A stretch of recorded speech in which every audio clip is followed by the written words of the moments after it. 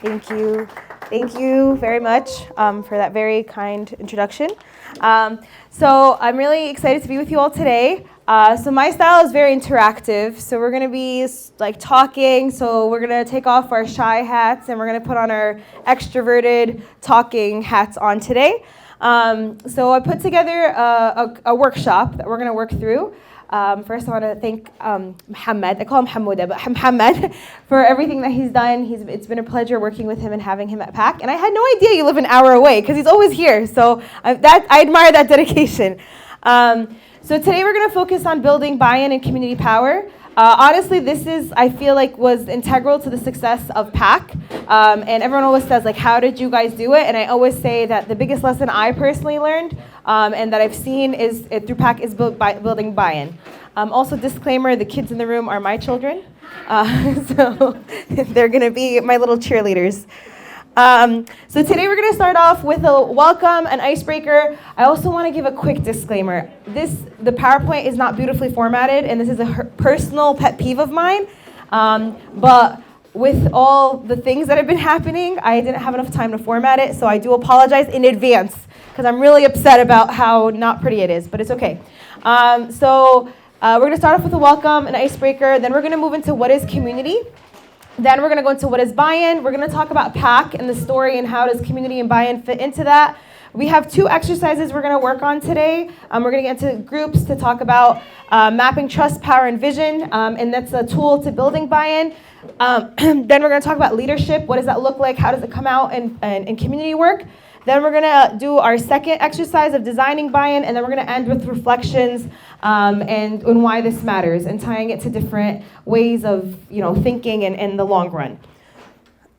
So first off, we're going to start off with one word to describe your community. So what is one word that describes your community?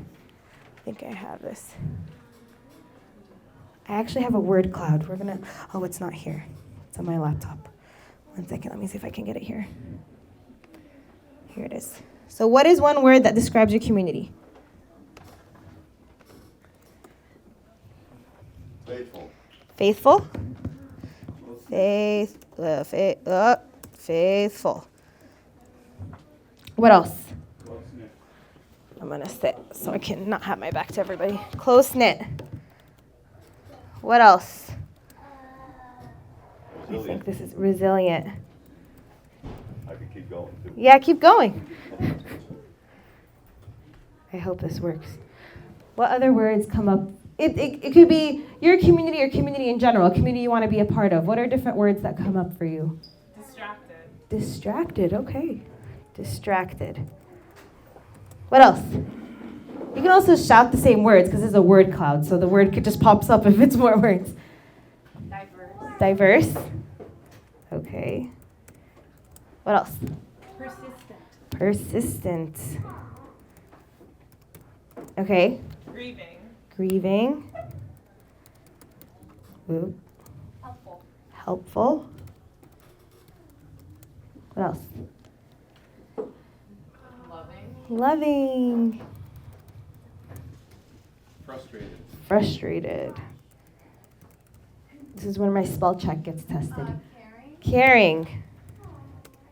Caring. What else? Growing. Growing. Let's take a couple more. What else? Generous. Generous. Oh, yes, I love this one because I do think our community is very generous. What else? Powerful. What else? Inspirational. Inspirational. Skilled. Eee. Skilled. What else? Active. Do we feel like this encompasses any words missing? Yeah. It's my daughter giving the commentary. Okay, so we're gonna hopefully, I tried this once before. I have to sign in, are you joking? Okay, and this is not my laptop. I'm signed into my laptop. Oh, it's not gonna work. Khalas, let's see if this works. We'll just pretend we're Besma for a second. Okay, community. See, this is why I like using my laptop. Let's see if we can pop this up. Where are you? Successfully saved. Oh, there we go. Okay. So this is our word cloud. So this is how we see community. So we're going to come back to this. So we want to think about when we're looking at community, we want to kind of, each of us share our own intention. And we want to think about, we're here to explore how to build with, not just build a community, right? So part of building a community is that you have to see yourself part of this community. So back to this word, do we feel like this identifies a lot of how we feel community looks like? Yes? Yes. Okay. So to get people into the mood of talking, we're going to do a quick icebreaker.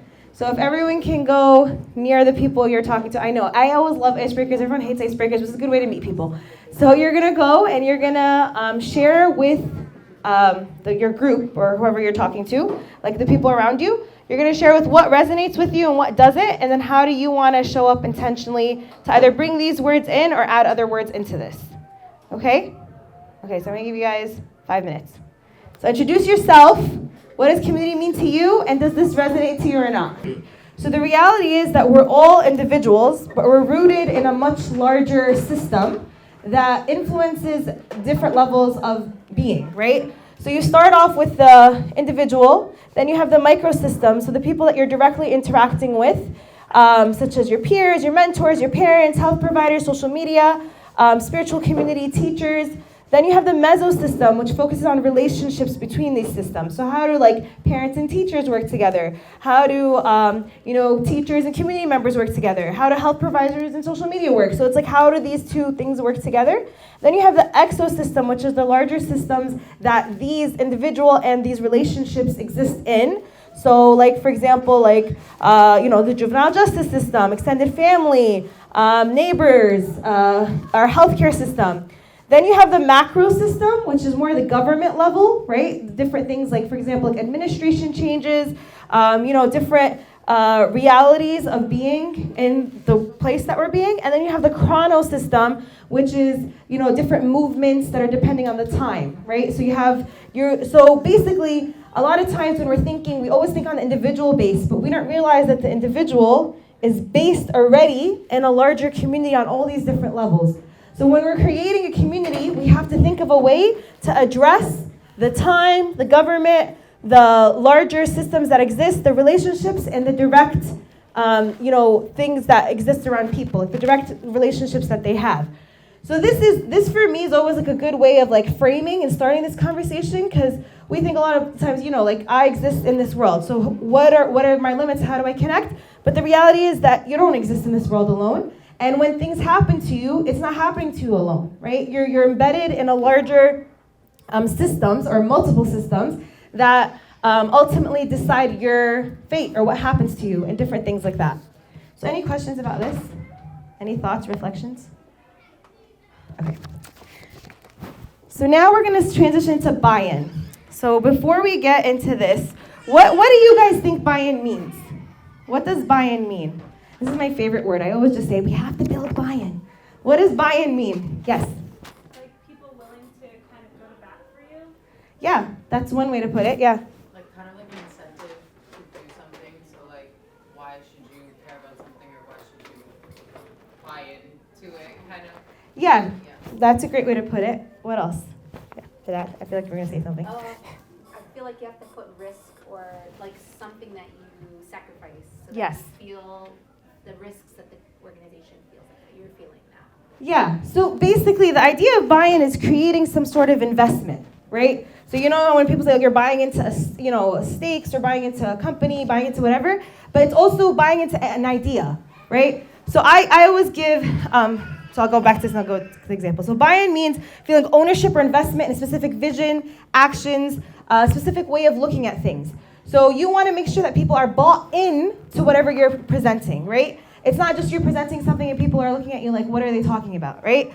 Now, people care more when they buy into this idea, when they help you build into this idea. So a small example I'll give, and I come back to this, is I always say parenting and leadership are very similar. And any parents in the room? And I think the majority of parents. Okay, so I call our little community, right, back to this idea of different levels of community. The first community that we do have is what? Is parents with their kids, right? So that's like, and then the grandparents and all that. So that in itself is like a built-in community. Now what you have to do is your kids are the stakeholders. So you have to figure out how to get them to buy into your vision of your family, right? So how do you do that, right? If you just come and say, hey, listen, these are the rules, you gotta play, maybe that worked back in the day, but today that doesn't work, right? So the way that we do it, one easy way, is by creating this idea of choice. I want you to do this one specific task, so this is my vision of how things are gonna get done. Now, do you wanna walk upstairs, or do you want me to carry you upstairs? That's a very small example, but that's a way of creating buy-in, right? You're creating that investment, like, oh, I get a choice, I get a say in this matter? Oh, I wanna walk upstairs. They don't realize that necessarily they're doing what you want them to do, but you're still giving that little bit of autonomy where they're buying into that task. And this is a small level of it, but it only gets bigger and bigger, right? So if you're thinking of something larger, like I want them to complete a bigger task, by providing this idea of choice, in many ways, you're also providing for your children this idea of buy-in. Now, if we look at it on a macro level, Palestine. Right now, what is happening? How do you see, the Palestinian struggle is not new, right? I think we can all establish that that's not new. It's been going on for over 100 years, right? Now, what makes this specific moment different in time versus in the past? Like this specific moment where there's a lot larger level of buy-in. What's the difference? Well, you just said what I was going to say. There's a lot more like global solidarity. Why? And commitment. Because they see that Israel is a sham. But why? Because Israel's always been a sham. Because of So what made it different this time? technology, access to the truth. Yes, and build on that. Why? Technology and access to truth, but that it existed, but not in the same capacity as now. But why? When you're seeing the technology in this, what does that do to you? They feel a personal commitment. Yes. Yes, right? That is the buy-in. So for the first time, right, we're able to go past, this isn't something that's happening hundreds of miles away. This is something that can affect me. Mahmoud Khalil, right? It's the whole world is shaking over Mahmoud Khalil. Why? It's not rhetorical. Why? He's here. And what? And what? In our community. In our community, and you can see yourself in him. Let's be real. I always say this. Our human nature is actually, we're kind of selfish. We're looking out for ourselves and what makes sense to us and what benefits us. We can pretend we're all altruistic and all that different stuff. But at the end of the day, a lot of times it comes out to what's good for us and our community. The only way you can get people to relate is when they're able to see themselves in this. I remember we had a training once, and a young gentleman came in, and obviously we're the Palestinian American Community Center, so Palestine came up, and we were talking, and he was saying, he's like, why should I care? That's hundreds of thousands of miles away, right? And then it became a challenge for our staff, where we're like, well, your tax dollars, and then we went into, first we started with the tax dollars, then we went into human rights, then we went into imperialism and colonialism and all these different things, making it clear that, yes, this may be happening thousands of miles away, but at the same time, what's happening there will impact you. And I think this is what makes this moment unique, is because for the first time, people are really seeing how something that's happening hundreds of thousands of miles away is affecting their freedom here, and is affecting their reality here, and is going to change the course of their future here, right? So this is an important thing, because what was the difference between us advocating for all these years? Because I remember my dad said, I was going to protest since I was in my mother's womb, right? So I've been going to protest for years now, before I was even on this earth. But what changed? What changed is now for the first time we actually have a global buy-in. People are seeing themselves in the Palestinian struggle. They're not just seeing the Palestinian struggle happening on a distance. And this is the key to any movement. To any movement, you need to establish buy-in. You need to show people how they are being personally affected by what's happening and how they can share this vision of a free Palestine. And what does that mean? And how does that affect me? Any questions, thoughts, or reflections? Yes? It's also local complicity. Can you elaborate? I think that changed a lot this time, where we're all painfully aware that it's U.S. weapons that are doing this damage. So you can't be an observer anymore. Yeah. You're either complicit or you're not. Yes. And that's a way of establishing buy-in, right? That's the idea. Buy-in is basically the opposite of complacency. So if you're complacent, it's like, I don't have anything to do with this, I'm not bought into this idea. But once I'm able to establish that that's what's happening and I don't want to be complacent, I want to be part of this, you're bought in to the idea. And then you have people who are dedicating their lives to this, right? So this is exactly the idea that happens. So on this idea, and we can end with this reflection question, how do you know if someone's bought in? What are different things, whether it be on a parenting level or on a macro level like the Palestinian struggle, or in your own homes and communities? How do you know that people are bought in? Yeah. Something I noticed was like in communities that are organized, when there's a sense of collective responsibility and everyone is picking up tasks or things that need to be done for the organization to move forward, then you can tell that like they're actually invested. Versus if the work falls on the same people every time, then it's like some people are half in, half out, and some people are full. So you just established a very important component of buy-in. So buy-in alone is much harder than buy-in with a community, right? So if you're able to establish, which is, we see it now, and you see it throughout history. Like, it's not only the Palestinian struggle and what's happening now is not unique to what's happening now. This movement has happened. Black Lives Matter has happened with the racial justice movement, has happened endlessly throughout the years, right? If you're here standing alone and saying, I buy into this idea, that's actually the hardest challenge, which is what Palestinians have been doing for years. I buy into this idea. But the challenge was what? How can I get you to buy in? I'm bought in. I'm by my born identity, I'm Palestinian. My family has been kicked out for years. They've dealt with the occupation. I'm bought into this idea. But the challenge that we have had over the years is how can I get the general average American to buy in? And I think for the first time in history, we've achieved that. We've gotten that buy-in because we've established how that's connected. And we've created a whole new community. And that's what makes PACC specifically very important. Last night we were reflecting on this, that, you know, after obviously October 7th, everyone was very shaken about everything, and especially when the genocide started in Gaza. But the second you walk into these doors, there was like a sense of safety that happened, right? Where it was like, okay, I can talk freely about things. I can discuss things. We can have an open conversation. You created that community. Now what's the next step is we take action towards this bought-in shared vision. And that's what we've been doing for the last 18 months. Yeah.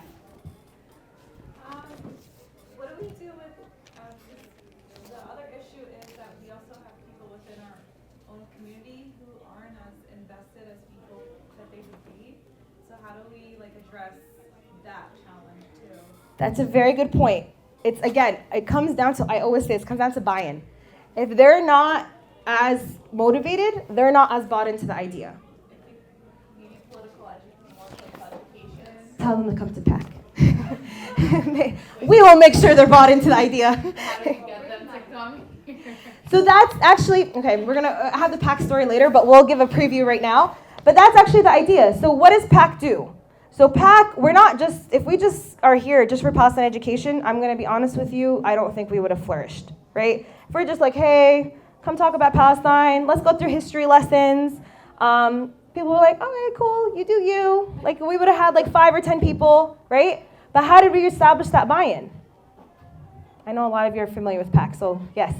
We brought the cultural element to it, so it's not just like the history, but it's like Palestinian culture in general. Yes, so culture is one way that we open the door of buy-in. Yeah. Engagement outside. Engaging with the outside community. Diane? Involving the youth. Yeah. Yes, so involving the youth and getting them involved in different capacities. What else? We have civic engagement, which is upstairs. So some people are like, I'm going to come because I care about civic engagement. Some people are just looking for a community. I just want to hang out with people. I want to get to know people, right? So through, yeah, Vida. I was going to say, like, we also educate, not just like, here's a history lesson, but we do it in like other ways, like movies or workshops or other ways where we like put in the history with the like entertaining cultural aspect. Exactly. So you're bringing people in through multiple avenues and doors. Once you have people in, half your job is over. Because once they're in, then you can continue with the rest of like buying into the idea of what's happening.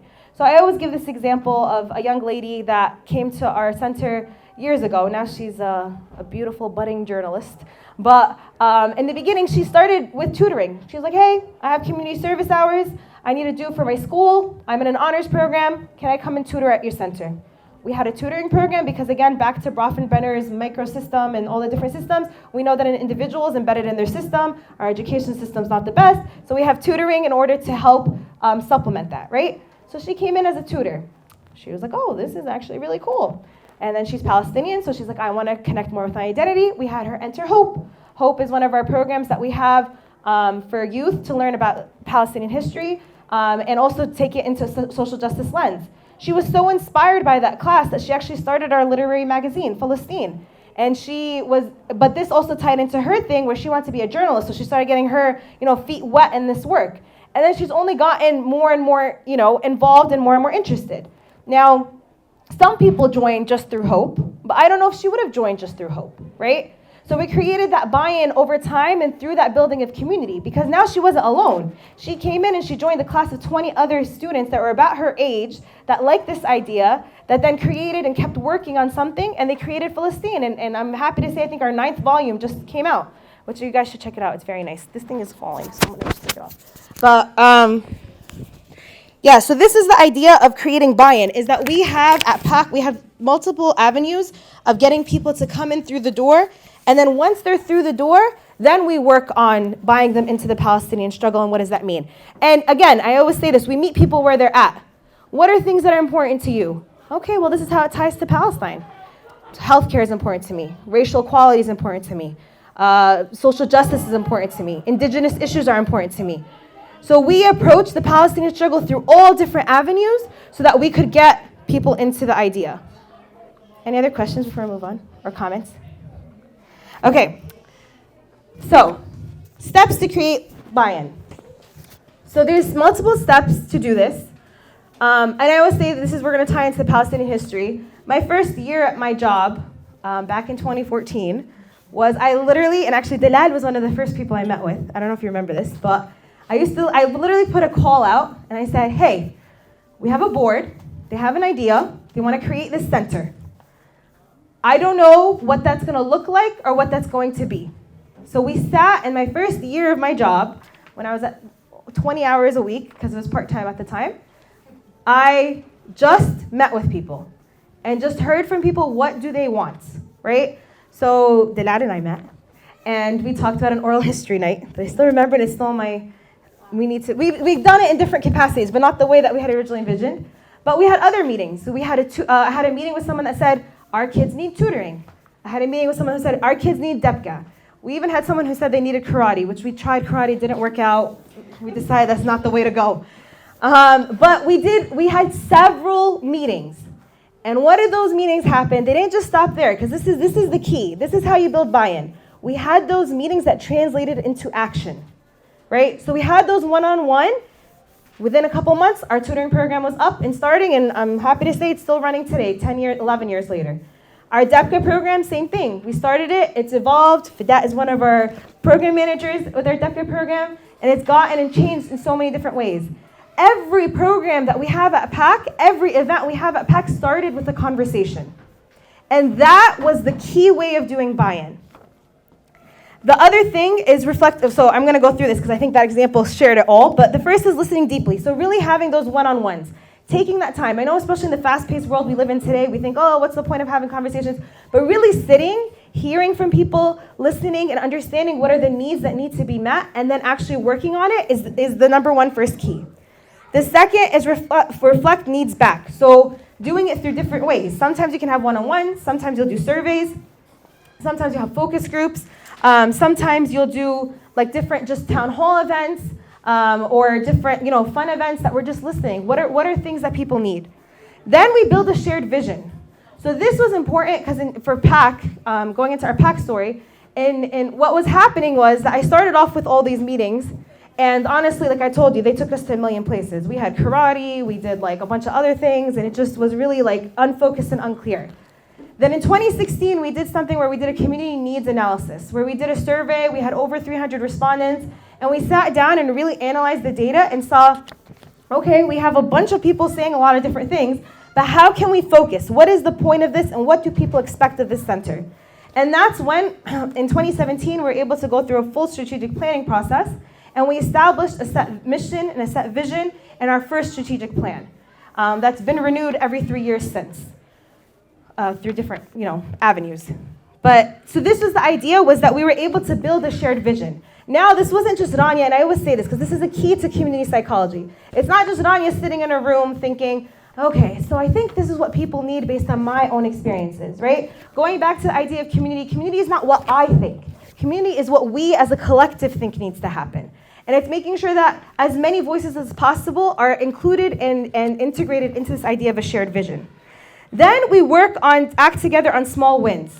So we start with little things. We start with the tutoring program. We hired our first administrative assistant. Then we had our DECA program. Then we did our small event here. Then we did an Arab fair. Then it grew, and now we have Palestine Way, Palestine Day on Palestine Way, right? So all these little things grew into a much bigger events, different programs, and slowly changed the reality of our community. And lastly, it's this idea of keep feedback loops open. So I always say this, 11 years in, I say my number one best thing in the world is feedback. Because feedback is how you continue, like I always say, you're going towards a North Star, right? And you establish that through your mission and your vision. But what happens? People talk, things are happening, world events, and you start moving. You're not going towards that North Star anymore. But that feedback loop is kind of like the fences that you put to make sure that you're continuing on that North Star. Or if that means that feedback loop also means sometimes, you know what? That North Star is no longer relevant. Maybe we need a new North Star, right? So we need to look in a different direction to get to where we need to go. So feedback is actually very, very integral. And what I remember is I think it was 2017. Not 20, it was earlier. I don't know, the years are all blurring. But it was early on at PACC. I remember we did a presentation. If anyone's been here for a long time, the building was not this beautiful. It was not pretty at one point. It was pretty in my eyes, but it wasn't pretty to the general public. We had a presentation in the back, and it was our first annual presentation after a year where we're showing everybody what we did. And I remember a guy came up to me afterwards and gave me a check, and he said, I'm doubling my donation. I said, oh, wow, thanks. Like, I didn't know, like, that's great. And he said, because you guys actually did what you said you were gonna do. And I looked at him and I said, well, duh, like, what else would we do? Obviously, we're gonna do what we said we're gonna do. And he opened my eyes for the first time that most people actually don't do that. Most people overpromise and underdeliver, whether it be on an organizational level, on a personal level, on whatever it is. And I think what set PACC apart and what set us on the success trajectory was that we only promised what we knew 100% we could deliver. And that is how we continue to build buy-in. Last year, we celebrated 10 years of PACC. And we were discussing this, and we said that, a lot of familiar faces were in the room, but we said that in itself is a huge accomplishment. 10 years later, and we still have a lot of familiar faces in the room. That is not, unfortunately, these days, it's not normal anymore, right? And it's because why? Because this is not our center. This is not my center, it's not your center. It's our collective center. And people see that through being bought into the idea. Any questions about that? Oh, I already did this. Questions, comments? Okay. So we're going to go into the PACC story. Let me just see time. I don't want to be. Okay, so PACC. So PACC was established in 2014. We did things a little bit backwards for those who don't know. We bought the building first through the United Holy Land Fund, who was still our landlord. And we then built, the board was established, and then in April, and then I was hired in August. And basically what happened was when we first started, everyone's first question was, can anyone guess it? What was everyone's first question? Why? Why do you exist? What's your purpose? You guys have to have an ulterior motive. There has to be something else that's happening. We don't trust this new thing that's coming, right? There's something else that's happening. We don't know what's going on. What are you guys trying to achieve? And I'm going to tell you, I had a lot of very personal, difficult conversations because everyone was like, what are you doing? And why? Because historically in our community, as an Arab American community, most of the spaces that existed that were community-oriented up until that point were religious-oriented. You had it in the churches, you had it in the mosques, but you didn't have just non-religious, non-political spaces that existed. And what did PACC come? We said, hey, we're non-religious, non-political, we're here. And they're like, no way. There has to be a secret agenda. There has to be something that's happening. And we told people, no, there's no secret agenda. We promise. There's nothing going on. We're just here to provide a service to the community. And for the life of us, some people bought into the idea, and that was enough, but many did not. And they were very like, there has to be something going on. Okay? And it just kept growing and growing and growing, where we had a lot of, why is this happening? Now, what happened with PACC that was very unique was that we've established a niche audience very early on. So there were a lot of people that did not grow up in the mosques, that did not grow up in the churches, that did not grow up in the synagogues, that were interested in a sense of community around this idea of social justice and Palestinian identity. And so all those people came and started signing up to our center. And then all the other community spaces started to panic. What's happening? Where did these people come from? Who are they? Why aren't they coming into our spaces? And it started slow and steady. All of our programs did not have many. And then we came to a turning point, 2 turning points. The first one was in 2017 when I told you we had our strategic planning, because then it became a lot more clear of what our North Star was. And the second one was actually COVID. Does anyone remember what PACC did in COVID? Ibrahim, what did PACC do in COVID? Supplied a lot of food packages and PPE packages. So the first thing that we did, this still gives me anxiety till today, is we put a message on Facebook and we said, we are the Palestinian American Community Center and we are here for you. We know this is a time of instability. We know a lot of you are scared, but we are here for you. And that was maybe the best or the worst thing that happened, but the floodgates opened. And we were getting calls from all over the country.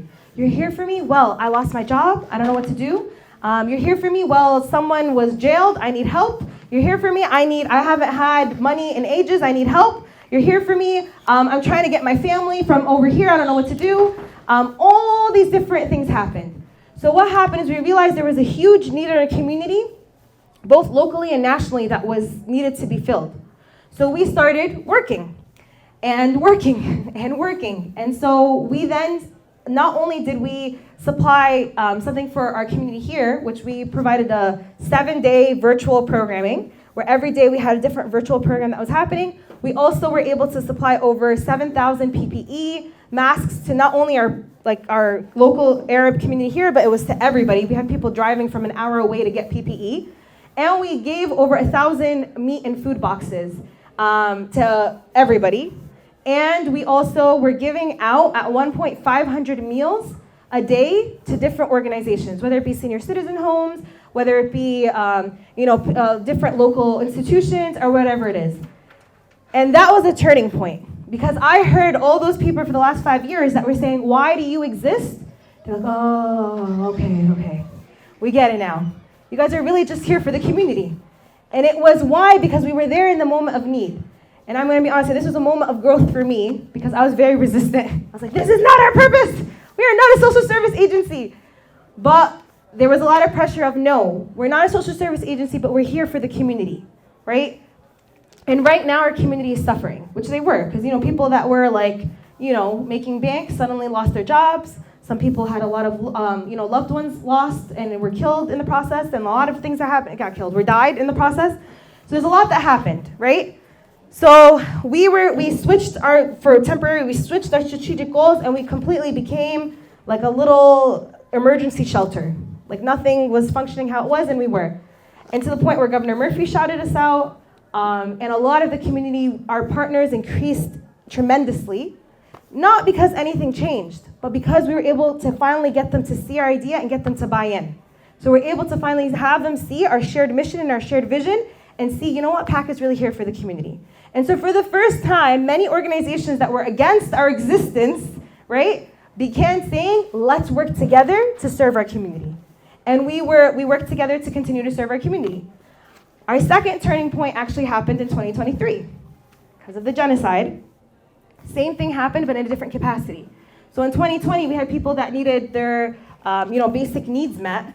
But then when it came in 2023, we had many different needs that needed to be met, whether it be mental health needs, whether it be helping get their family out of Gaza, whether it be supporting different efforts to support the relief work that's happening in Palestine, whether it be the media that was trying to distort the narrative of what's happening in Palestine and finding ways to do it.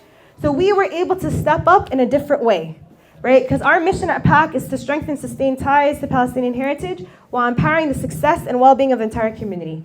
In 2020, we established the success and well-being of the entire community. In 2023, we established the importance of Palestinian heritage. And so in 2023, we also had a shift. Now, all these Palestinian organizations that were very admiring, they would say, oh, you guys are a community-oriented organization, came and said, no, actually, you all are doing something different. You all are involving the community and have a different capacity and different way of approaching things that actually we can learn from. And so it shifted, again, that narrative. And so now we're emerging, well, not emerging because it's still happening, but we're emerging from this moment of a year of a lot of turmoil and figuring things out, and we're trying to now reestablish our North Star. What is it? What are we supposed to do? How can we continue building that community buy-in? Because in both times, in 2020 and in 2023, our community changed a little, right? Our community changed in 2020. Suddenly we got people that never came in our doors that were like, I'm gonna drive for 5 hours to deliver food. And then in 2023, we had a whole new community that came and said, we don't feel safe anywhere else except in these walls. How can you help us feel safe, and how can we continue to advocate? So we established buy-in, and there's many other moments, but those two where I want to say pivotal to PACC's history, where we were able to establish buy-in, and how, through, again, this idea of having a shared vision, having that buy-in and those little visible wins to help and show the community that we're there for them. Any questions about this before we do our first exercise? Comments? Yeah, Abid. I have a thought when you were sharing something that you taught me when I started here in 2020, going back to buy-in and COVID. I came in a little bit after, but I came when we were doing census work and voter engagement for the 2020 election. And I remember I was so focused on okay, we have to do census and voter work. And something Rania taught me was we can do that through some of the other work that we do. So we talk about some of the social service efforts we were doing when we were on Main Street giving out some of these food boxes. We used that moment to get people signed up to the census. It wasn't just because if we did an event, which I think I tried, come fill out the census, nobody was gonna come. But if we said, come get food boxes, and while you're doing that, can you fill out the census real quick? Also explaining how by filling it out, we get more resources like this.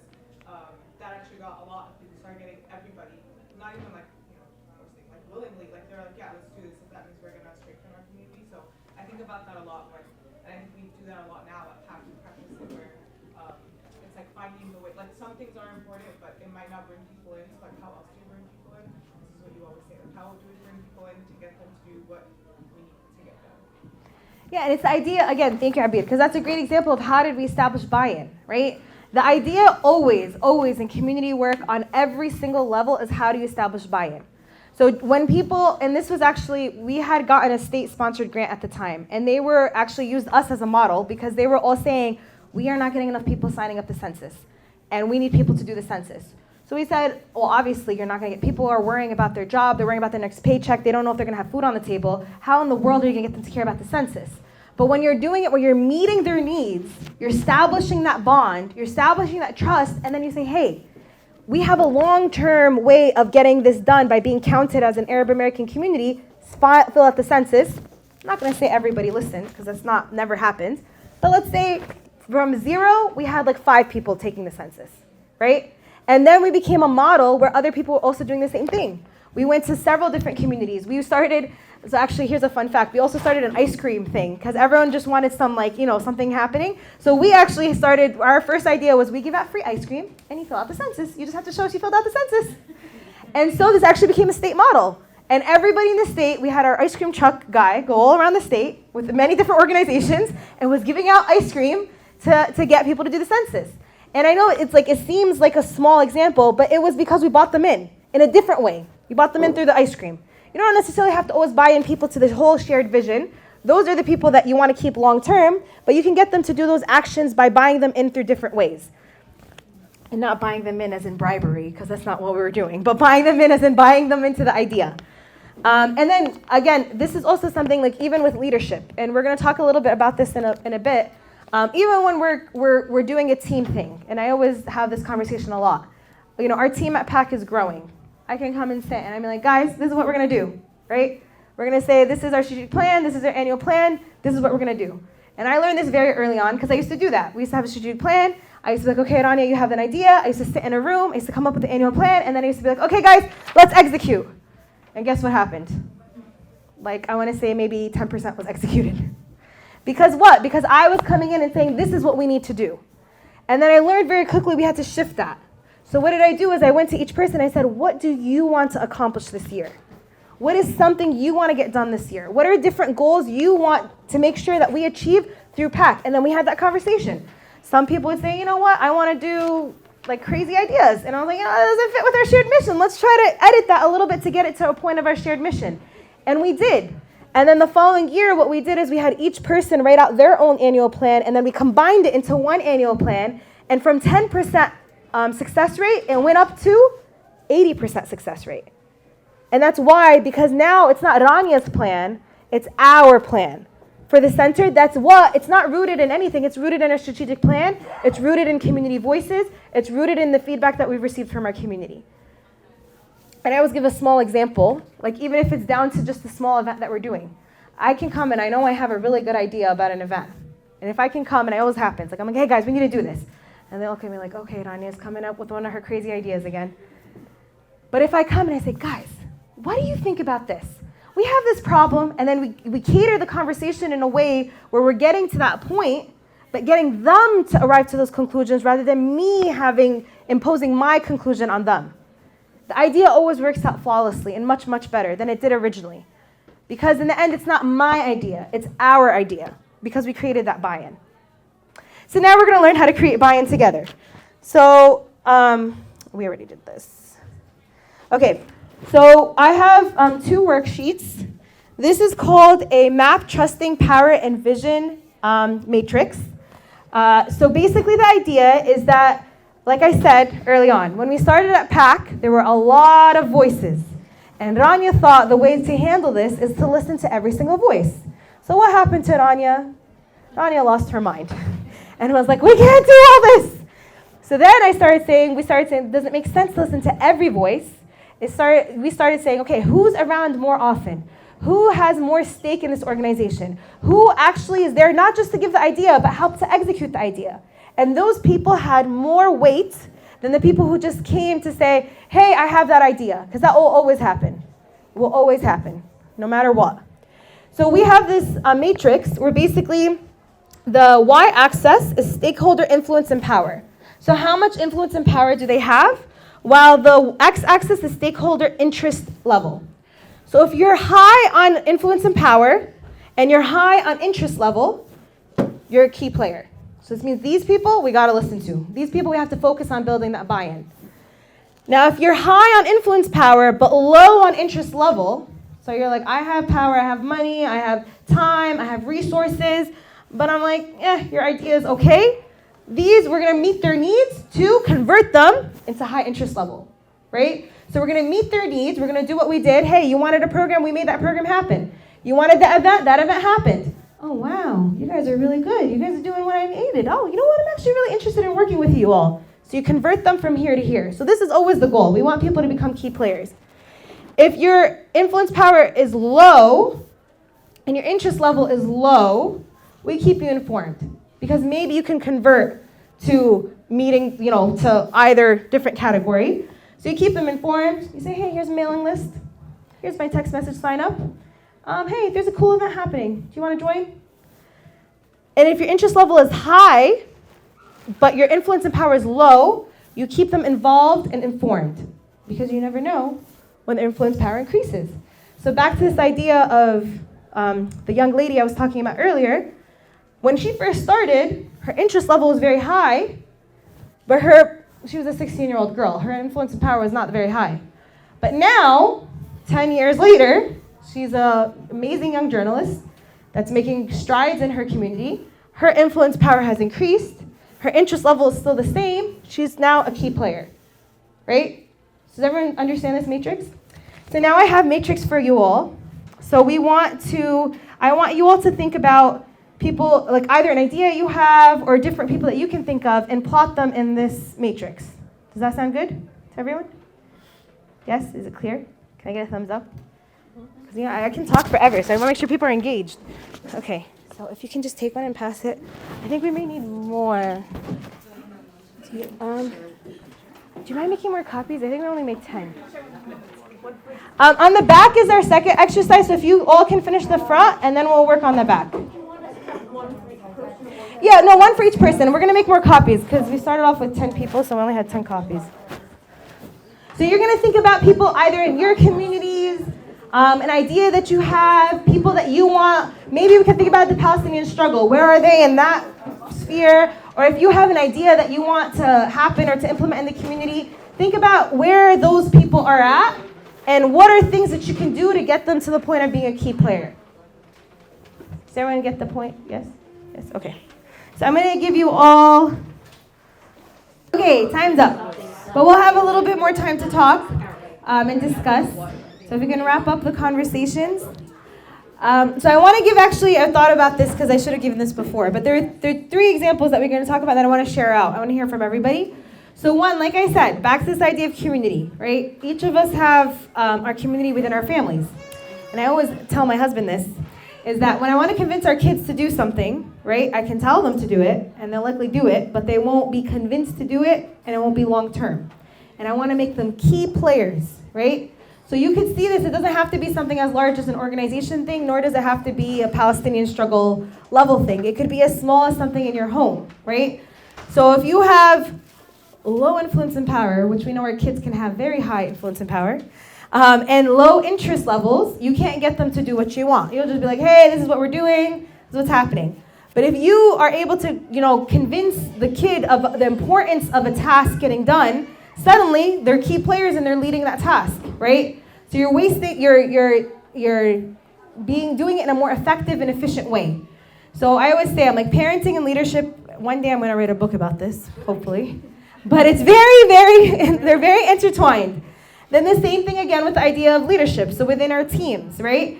If they can have, let's say it's an idea that you want to have and it's not everybody's on board, they can have low influence and power, but they have low interest levels, which most of the time they're going to be more in here, right? So they're going to have high influence and power because they're part of your team and they're the ones who get your work done, but they're low interest levels. So if you're able to increase their interest levels and establish that buy-in, now you make them key players that are helping execute your mission. And it's the same thing with the kids, actually, because we established they have a lot of powers. So you can meet their needs and get them to get things done, or you can get them to be key players where they can actually get the work done on their own. Yeah? I wonder if you could expand or clarify the idea of power, because the example you gave of someone who was 16 didn't have power like in a certain way, but then as an adult became a journalist. Yes. But I wasn't sure, what was it, you were talking about people with money, people who are big shots in the community. What do you mean by power? Very good question. So power is in different ways. So for example, let's take the 16-year-old young lady. She actually did not have any sense of community. So she wasn't rooted with any friends. She was kind of on her own here looking to have friends. Also age-wise, she was on the younger end. So there's age-wise not as much power. Obviously, financially, she's not making much money either way. So it's in all ways she had low power. But for us, like the power for her increased, not necessarily by the money, but actually by her level of influence. So that was the power for her. So each power, our kids, they have a lot of power over us, right? So it's a different kind of power in that sense. So it really depends on the person and depends on what you're looking for. Now, if I'm looking for a donor, right? A donor would be money, would be the increase in power. So the more money they have, the more power they have over us as a donor, right? For example. So I think it depends on what you're looking at, but it's any resource they have access to. So this young lady, for example, it wasn't the financial or the age that increased her power. It was now her sphere of influence increased. So she went from becoming alone, not really having everyone, being kind of quiet and not outspoken, to someone who's very outspoken, who had a large circle of influence and had kind of like a base that she was able to mobilize. So her power increased. Does that make sense? Okay. Yes. On your matrix, I know it's a little different. you have trust. Yes. So could you talk a little bit about how you see the connection between trust and interest, less trust, less interest? Yeah, I think this is actually, so it's 2 different levels. There's a couple of different matrices that existed, but it's the same idea. So when you have the trust is also a way of, if you think about it in terms of, if you have like little trust with somebody, so again, this is like that's another way of power, where you can look at it that way. So when you have more trust with that individual, right, or more trust and buy-in, let's say with that individual, they become higher on this level of power. So I want to say power comes in all different shapes and forms. One of them could be through trust. One of them could be through money. One of them could be through influence circles, whatever it may be. So I would just say that the trust would be where this falls in, like in terms of the power that they have within that circle. Does that make sense? Yes? Does anyone want to elaborate on that? Okay. So yes? Can I? Yes, please. So a lot of the things that you're saying, I'm just curious, from a professional perspective, how many people are in sales?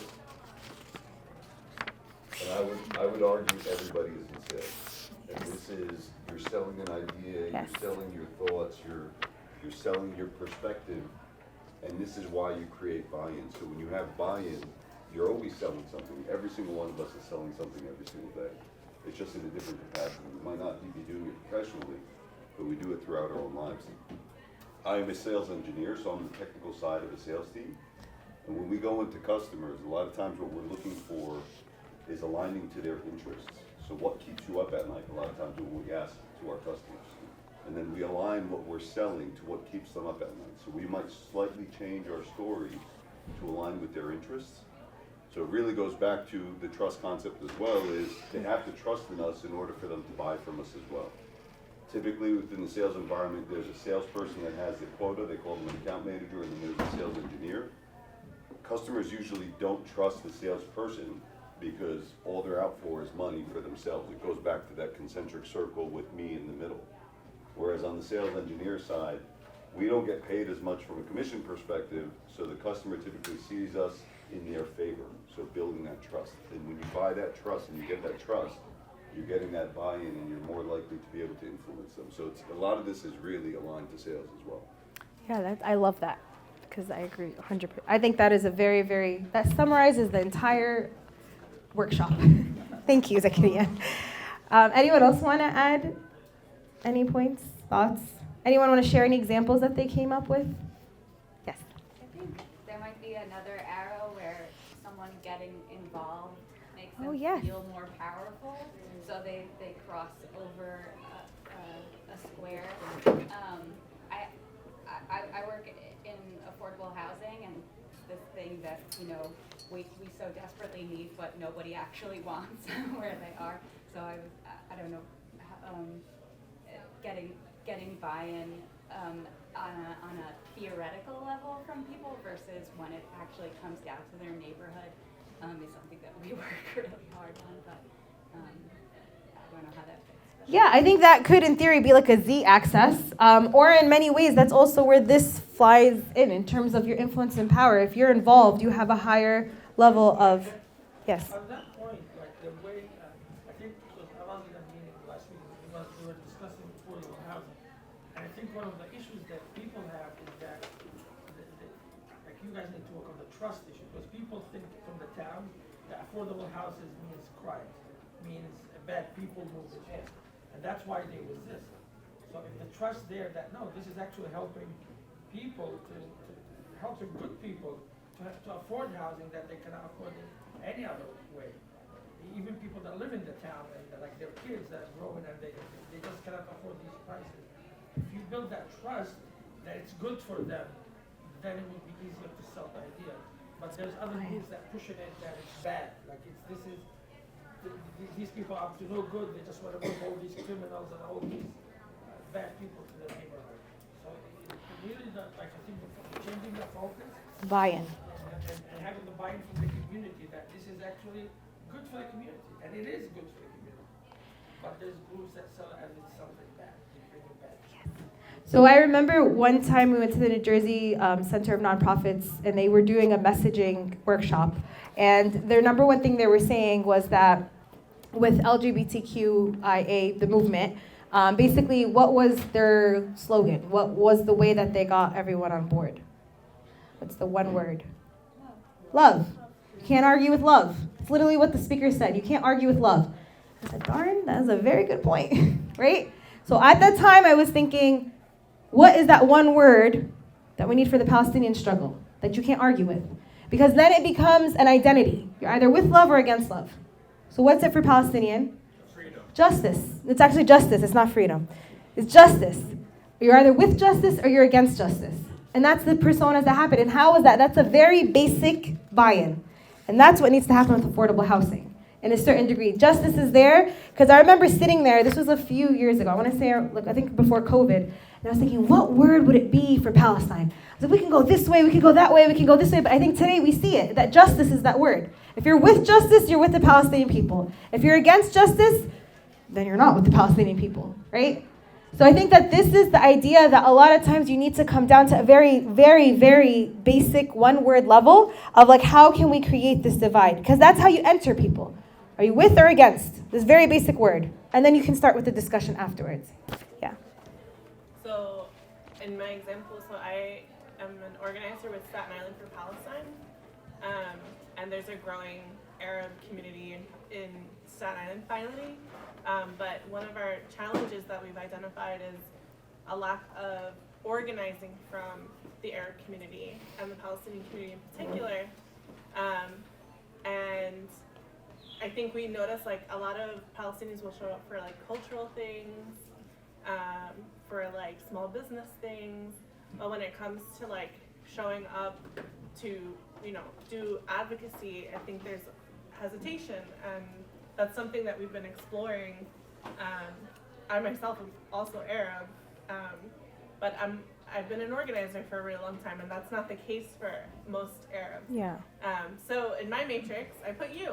Oh. I put you in my matrix as someone who is very interested in the Palestinian cause for justice, but maybe is not as informed on Staten Island, perhaps. Yeah. This is all like I don't know anything about Staten Island. But in your example of ways to build buy-in, I was like, I want to request to have a one-on-one with you. Yeah, that's a great example. So you actually made me think of another thing, because this is also how we could also work on, like how Zakari was saying, how you approach different people. So I was thinking, remind me of your name? Hope. Oh, I love that. Okay, Hope. So this is an example. We have, everyone know of Palestine Day and Palestine Way? Okay.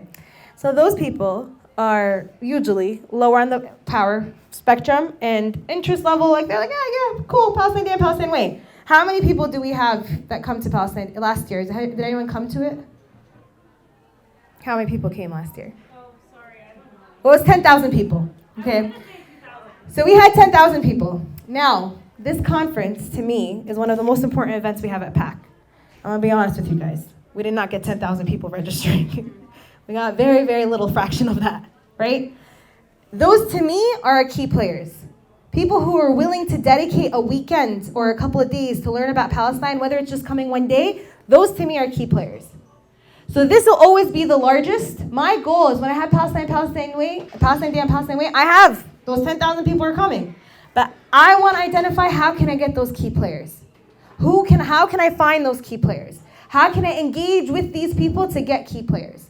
And my goal is to constantly push people to this level. And I think over the last 11 years, it's definitely increased. But it's not that people don't start off here, right? So that, with your example, people don't start off here.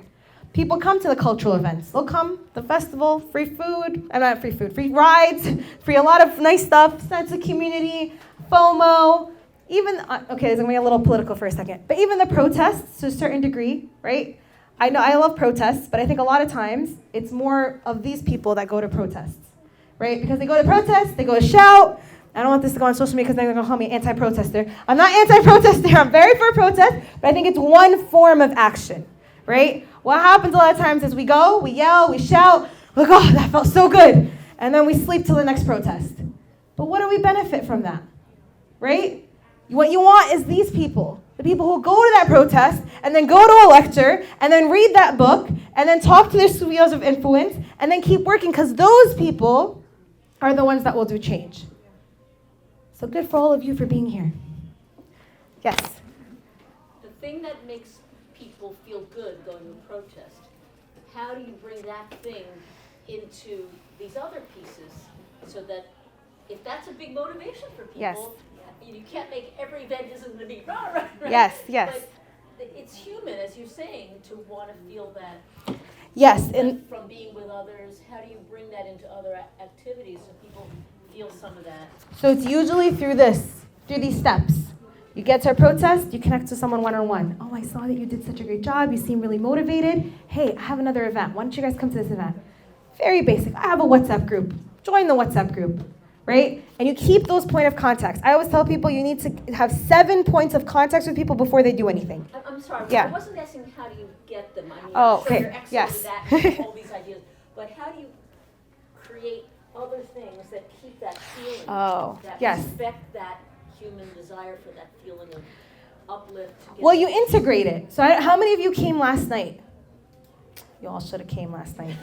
Because we did that last night, right? Last night we had a Tatriz workshop. We had a nice therapy circle. Then we did some folklore singing and dancing.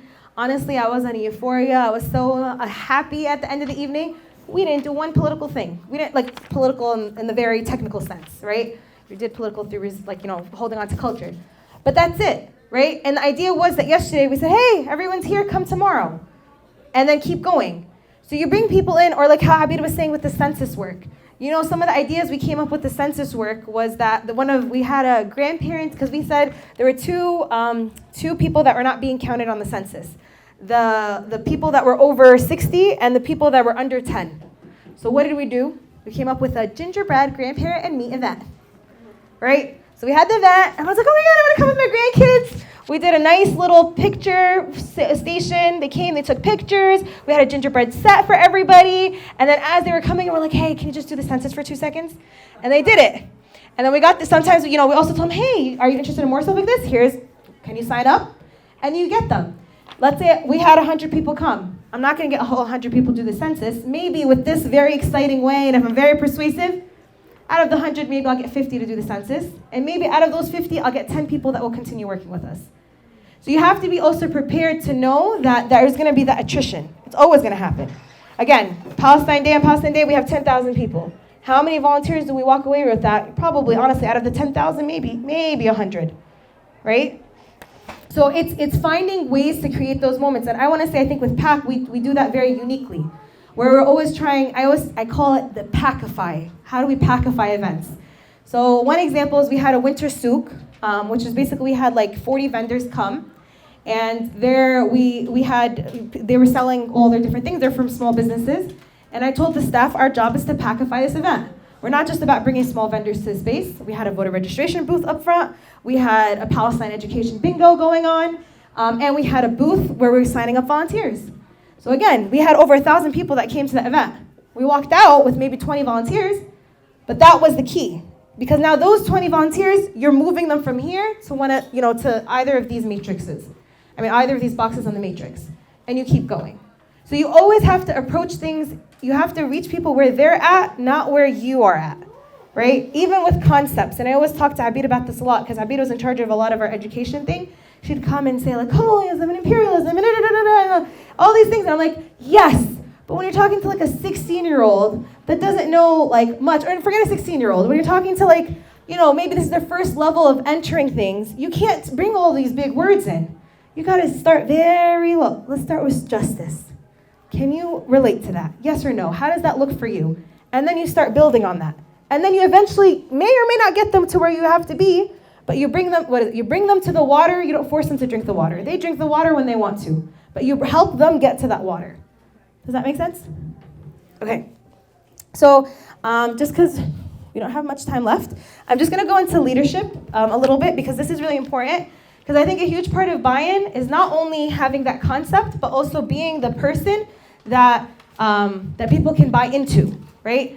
Because we know that there's a lot of people that have a lot of different ideas and concepts, but you want to make sure that you are in that place of leadership and embodying all the characteristics of leadership so that you could continue building that buy-in. So these are 10 main characteristics of good leaders. So do you want to shout them out? What's number 1? Integrity. So integrity is, I want to say, the most important leadership tenet is do what you say you're going to do, right? So you say you're going to do something, follow through. Next. So number 2? Delegation. You do not do everything. This was the hardest lesson I think I had to learn. Especially if you're a perfectionist, it's very hard. But in order to be a good leader, you need to delegate. Number 3, communication. Communicate, communicate, communicate. 95% of problems are due to communication, right? Miscommunications. Number 4, you need to be on a constant journey of learning and understanding yourself. You are how you have like a narrative in your head of who you are, but that is not how others perceive you. So your job is to understand how do people perceive you and how can you get them to that point of perceiving you either how you want them to perceive you or where you are at mentally for them to perceive you. 5. Gratitude. So we have a saying in Arabic, man la yashkur an-nas la yashkur Allah. So if you don't thank people, you don't thank God. So basically gratitude is the essence and everything, not only with thanking people, but being grateful in all the sense of everything that happens. My dad can give you a 5-hour lecture about gratitude. Number 6. Learning agility. So you're always on a learning journey, always. If anyone's I recommend the book Growth Mindset. Has anyone read this book? I love that book.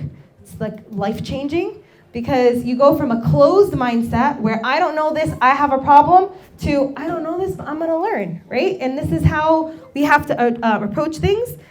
It's number 7. Influence, which the next slide is going to get into that a little bit more. Number 8, empathy. So treat others how they would like to be treated. So always understand where they're coming from, what's happening, and put yourselves in their shoes. Number 9, courage. So this one's actually really underrated. It's hard going against the grain. It's hard standing up when everyone else is against you, and it's hard saying no when everyone else wants you to say yes. So courage is very, very important. And lastly, respect. Respect for yourself and respect for others. The respect for yourself was a hard one for me to learn because I'm a very bad people pleaser. But you need to learn to respect yourself and respect others and reach people where they're at. So we're not going to watch this video, even though it's a very good video. But this idea is like that leadership and buy-in and everything is something that you need to practice and work on every single day. So he gives the example of why do we brush our teeth and floss, right? Or why do we have 6-month checkups? If we do every single day for brushing our teeth and flossing every single day, right, we will have good dental health. Why do we go to the gym? You don't go to the gym once and that's it. You wake up the next morning, oh, I'm so fit. No, it's every single day you're working on it a little bit, right? And this is the idea of buying in and leadership. Is every single day you're creating that thing. So he gives the example of, do you love your wife? And he says, your wife doesn't wake up knowing that she loves you. It wakes up into all the little tiny actions that you do to make her know that she loves you. Waking up and saying, I love you. Waking up and having a cup of coffee. Waking up and doing things around that, whatever it is, right? All those little things means I love you. But it's not just one thing that happens. So buy-in and leadership is the same thing. There's not just one thing that, oh, yep, that person's a great leader. No, it's building that trust over time and building those little moments over time that create buy-in and create leaders. So I really like this graph, Venn diagram up, because I think this is something that's really important. A lot of people could be great managers, but it takes a lot of work to get to be a good leader. Can anyone notice what's the difference between these two? That is a very, very good difference. Yes, one's blue and one's orange. What else?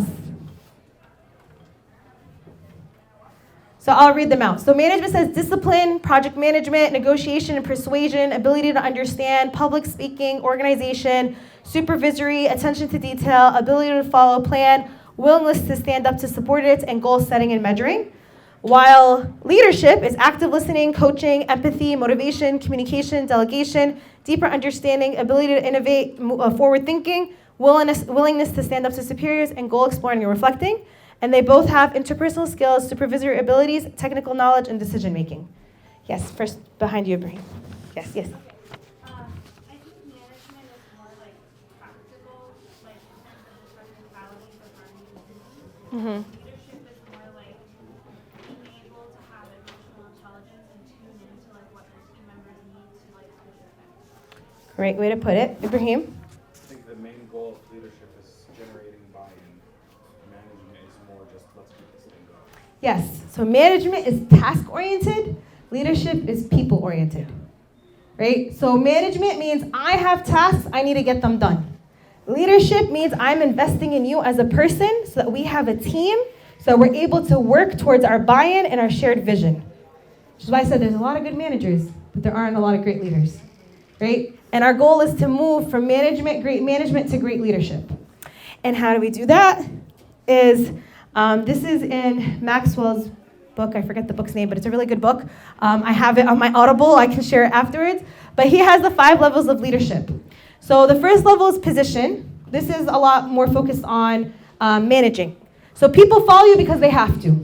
You're the boss. You're the manager. You're the director. You're whatever. Yes?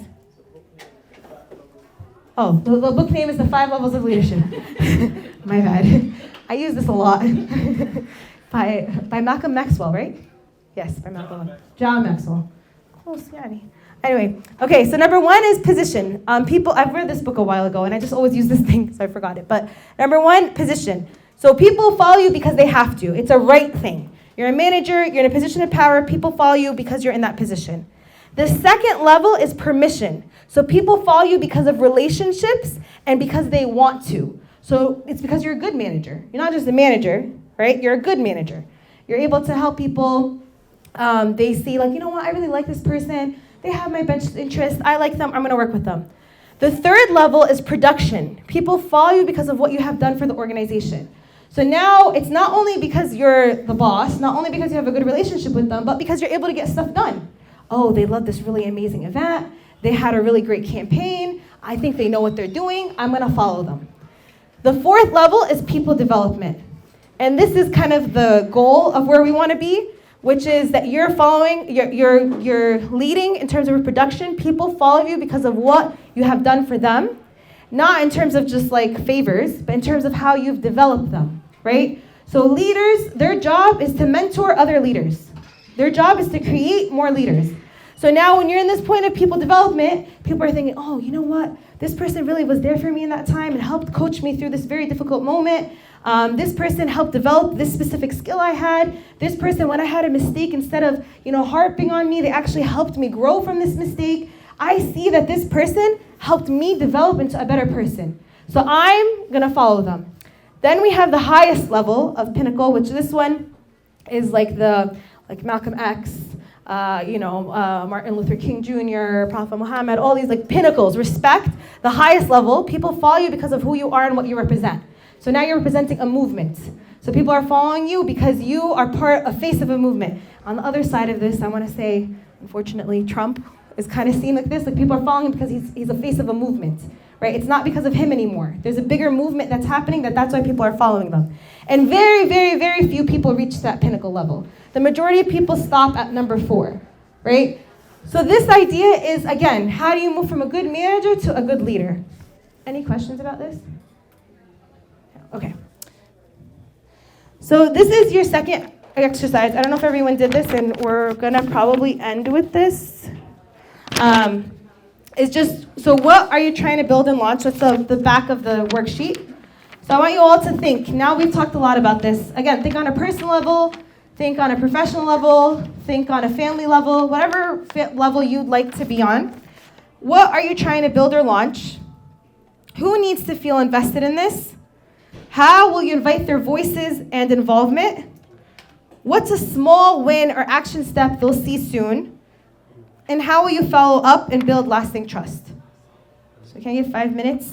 And then we'll wrap up with that. And yes, please work together on this too. Feel free to work together.